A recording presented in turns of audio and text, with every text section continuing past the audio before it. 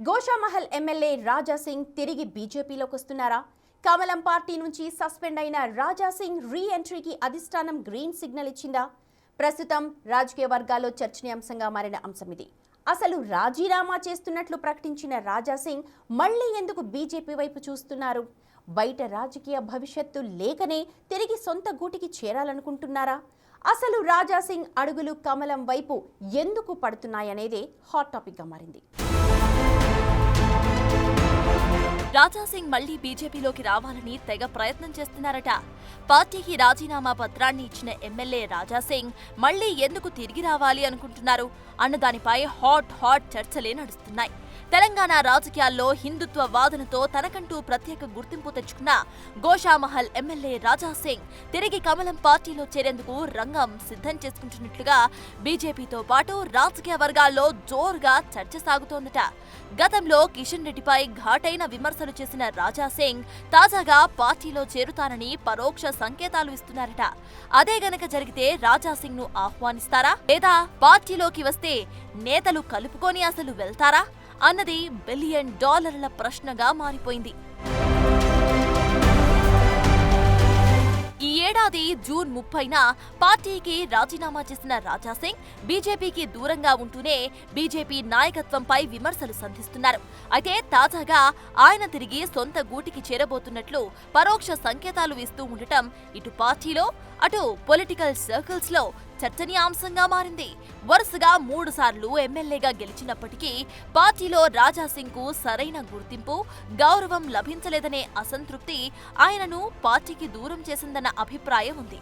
పార్టీలో కొంతమంది కీలక నేతలు పెత్తనం, ఆజామాయిషీ తనను పార్టీ నుంచి వెళ్లగొట్టేలా చేసిందని రాజా సింగ్ అసహనంతో ఉన్నారు. అయితే ఆయనకున్న హిందుత్వ ఎజెండాతో పాటు ప్రస్తుత రాజకీయ పరిస్థితుల్లో పార్టీ అండలేకపోతే రాజకీయ భవిష్యత్తు ప్రశ్నార్థకరంగా మారుతుందని రాజా సింగ్ భావిస్తున్నారంట. అందులో భాగంగానే రాజా సింగ్ తిరిగి మళ్లీ బీజేపీ వైపుకే మొగ్గు చూపిస్తున్నట్టుగా ఆయన అనుచరులు అంటున్నారు.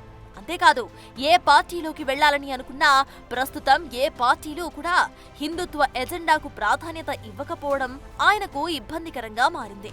దీంతో రాజా సింగ్ కు ప్రస్తుతం బీజేపీలో మాత్రమే ఏకైక ఆప్షన్ గా మారిందట. ఏ ప్లాట్ఫామ్ చూసుకున్నా సరే రాజకీయ భవిష్యత్తు లేకపోవడంతో బీజేపీ వైపు చూస్తున్నట్లుగా చర్చ నడుస్తోంది. గతంలో కేంద్ర మంత్రి కిషన్ రెడ్డితో రాజా సింగ్ కు ఉన్న విభేదాలు రచ్చరేపాయి. పార్టీ రాష్ట్ర నాయకత్వంపై, ముఖ్యంగా కిషన్ రెడ్డిపై రాజా సింగ్ బహిరంగంగానే ఘాటు విమర్శలు చేశారు. రాష్ట్రంలో పార్టీ బలోపేతం కాకపోవడానికి నేతలే కారణమని, పార్టీ అధికారంలోకి రాకుండా నేతలు అమ్ముడుపోతున్నారని కాంట్రవర్సీ కామెంట్స్ ఇచ్చారు ఆయన. టేబుల్ తుడిచేవారికే పదవులన్నీ రబ్బర్ స్టాంప్లని తీవ్ర విమర్శలు చేశారు. అలాంటి రాజా సింగ్ ఇప్పుడు తిరిగి బీజేపీ వైపు ఎందుకు చూస్తున్నట్లు అనేది పార్టీ నేతల్లో చర్చకు దారితీస్తుందట.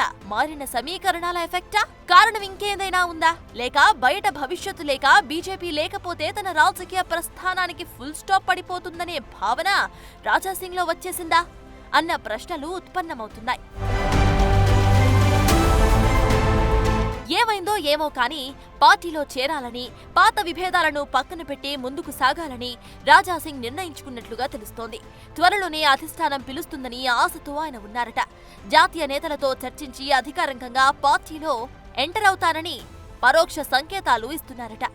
రాజా సింగ్ లాంటి మాస్ హిందుత్వ ఫాలోయింగ్ ఉన్న నేత పార్టీలోకి రావటం బీజేపీకి పాజిటివ్ గా ఉన్నప్పటికీ రాజా సింగ్ దూకుడు స్వభావం, క్రమశిక్షణా రాహిత్యం, ఇక నోటికేదొస్తే అది మాట్లాడేయడం వంటి అంశాలు పార్టీ పెద్దలను ఆందోళనకు గురిచేస్తున్నాయట. వార్నింగ్లిచ్చిన కిషన్ రెడ్డి సహా ఇతర కీలక నేతలు రాజా సింగ్ ను ఎంతవరకు కలుపుకుపోతారు అనేది ఇప్పుడు $1 మిలియన్ ప్రశ్న. రాష్ట్రంలో బలపడాలని చూస్తున్న బీజేపీకి రాజా సింగ్ వంటి ఫైర్ బ్రాండ్ నేత అవసరం ఉందని ఒక పార్టీలో ఒక వర్గంలో చెబుతూ ఉంటే మరో వర్గం తీవ్రంగా వ్యతిరేకిస్తున్నట్టుగా చర్చ నడుస్తోంది. పాజిటివ్, నెగిటివ్ వ్యతిరేకతల మధ్య రాజా సింగ్ అనుకున్నట్లుగా హైకమాండ్ ఆయనకు డోర్లు తెరుస్తుందా అనేది కూడా ప్రశ్నార్థకమే.